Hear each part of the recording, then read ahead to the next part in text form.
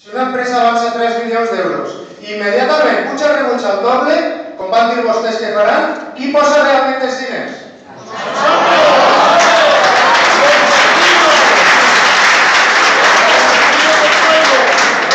Muchos de ellos parados.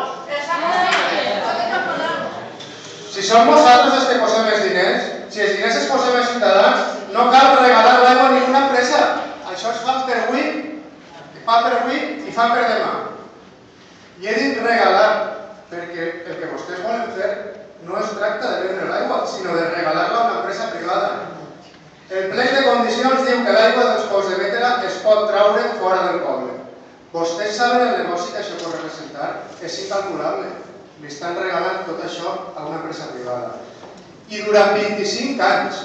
I damunt ens van pagar a nosaltres. Ens trauen l'aigua i ens fan pagar la factura. 25 anys. Però quina hipoteca és això?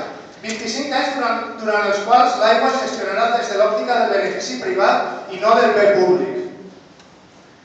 Vostès van dir que es donarà feina a la gent del poble. Dir aquestes coses, que no són altra cosa que populisme, té un problema. És que després s'ha de demostrar. He parlat amb experts que han treballat en companyies d'aigua. Sap, senyor alcalde, quanta gent treballa aquí a Bétera si l'aigua es privatitza? Nosaltres li venim a dir 2 furgonetes.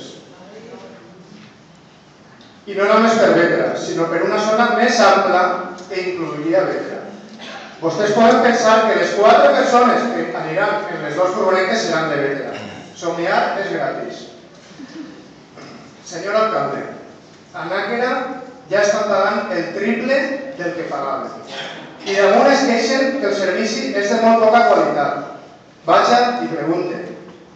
A Gandia, quan una jubilada, o com han dit per així, quan una persona que no té treball no pot pagar el rebut de l'aigua, en 4 mesos tisorà, van i la tallen.